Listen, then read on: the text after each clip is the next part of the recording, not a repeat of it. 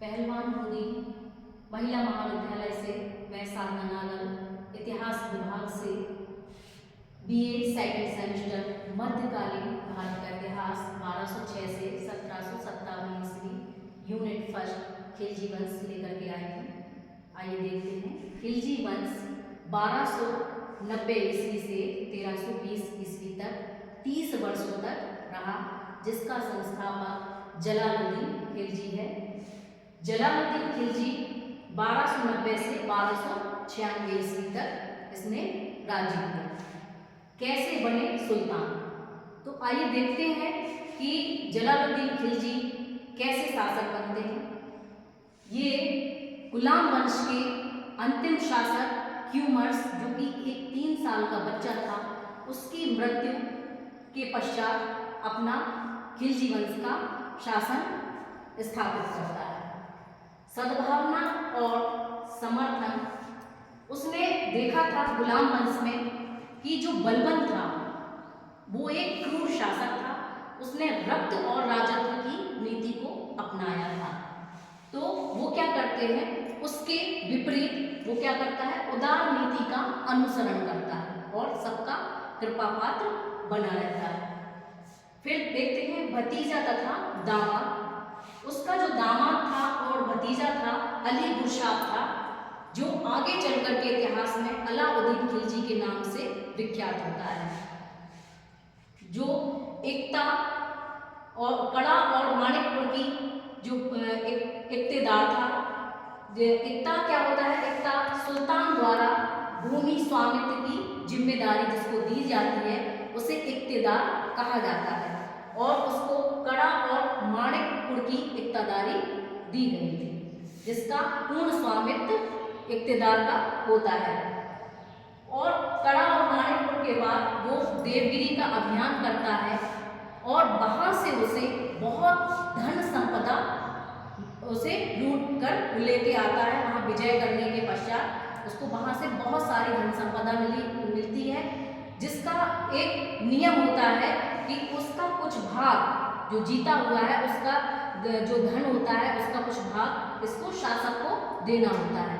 लेकिन अलाउद्दीन खिलजी अली गुरशाह जो होता है वो क्या करता है, उसके मन में लालच आ जाता है और उसको देना नहीं चाहता है। तो ये बात जब जलालुद्दीन खिलजी को पता चलती है तो इसका वो विरोध करता है और अलाउद्दीन खिलजी उसको उसका हिस्सा देने के लिए बुलाता है और षड्यंत्र के द्वारा उसकी हत्या कर देता है। इस प्रकार से क्या होता है, अलाउद्दीन खिलजी गद्दी पर बैठ जाता है और 1296 से 1316 ईस्वी तक उसका शासन रहता है। उसका वास्तविक नाम जो है अली गुरशाह, जो हम देख चुके हैं। जब वो शासक बन जाता है तो वो सबसे पहले बाजार को नियंत्रित करता है और बाजार नियंत्रण नीति उसकी विश्व विख्यात नीति है, जिसने पहला एक शासक था जिसने बाजार को नियंत्रित करने का कदम उठाया। उसका भी एक रीजन था कि उस समय मंगोल जो आक्रमणकारी थे वो बार बार आक्रमण कर रहे थे और मंगोलों से निपटने के लिए उसे एक विशाल सेना का गठन करना था। अब विशाल सेना का जब उसने गठन किया तो सैलरी देने में वो इतना समर्थ नहीं था और सैलरी को बढ़ाने में भी सक्षम नहीं था। तो उसने क्या किया, सबसे पहले बाजार को नियंत्रित किया।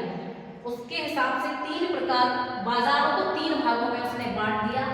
पहला बाजार था खाद्यान्न और तेल इत्यादि का, जिसमें खाद्य सामग्री आती है। दूसरा बाजार मवेशियों, घोड़ों और दासों का बाजार, जिसमें सेवकों को भी बेचा जाता था। तीसरा बाजार था कपड़ों का बाजार। इन बाजारों को 3 हिस्सों में करके उसने और वस्तुओं का जो मूल्य था वो निर्धारित कर दिया। अब इन बाजारों पर नियंत्रण रखने के लिए उसने एक बाजार विभाग की स्थापना की, जिसे दीवान-ए-रियासत कहा गया। फिर उसने सैन्य अभियान किए। सबसे पहला सैन्य अभियान उसका गुजरात का था, जो 1298 ईस्वी में किया। इस समय यहाँ के जो शासक थे वो कर्णदेव थे और यहाँ से ही उसने यहाँ का जो मलिक काफूर नाम से एक व्यक्ति था, जो जिसे 1000 दिनारी का नाम दिया जाता है। इसे 1000 दिनारी इसलिए कहा जाता है कि उसका जो स्वामी था उसको 1000 दिनार दे करके खरीदा था। तो अलाउद्दीन खिलजी का जो सेनापति था उसने मलिक काफूर को एक गिफ्ट के रूप में, तोहफे के रूप में अलाउद्दीन खिलजी को दिया। फिर दूसरी विजय रणथंभौर की आती है, जहां पर माना जाता है कि पहला जौहर यहीं से हुआ था। यहाँ के राजा हमीरदेव थे और उनकी पत्नी रंगा देवी ने पहला जौहर किया था। तीसरी विजय है मेवाड़, जो 1303 में हुई। यहाँ के जो राजा थे रावल रतन सिंह, जिनकी पत्नी थी पद्मिनी, जिन्होंने जौहर किया था। जौहर वो होता है जिसमें जब राजा रण क्षेत्र में, रणभूमि में जाता है, तो अगर उसे लगता है कि अब यहाँ से जीवित नहीं आ पाएंगे, तो वो पत्र के माध्यम से अपने राजमहल में एक पत्र भेजता है कि अब हमारा जीत पाना मुश्किल है। इसमें वहाँ उनकी जो पत्नियां हैं एक विशाल आग का आयोजन करती हैं, विशाल आग जलाती हैं और अपना आत्मदाह कर लेती हैं। अब है मालवा। मालवा 1305 ईस्वी में और जालौर 1311 ईस्वी में राजस्थान में जो पड़ता है, उसने इन विजयों को किया। फिर इसके बाद आते हैं मुबारक शाह, जो 1316 से 1320 ईस्वी तक रहा, लेकिन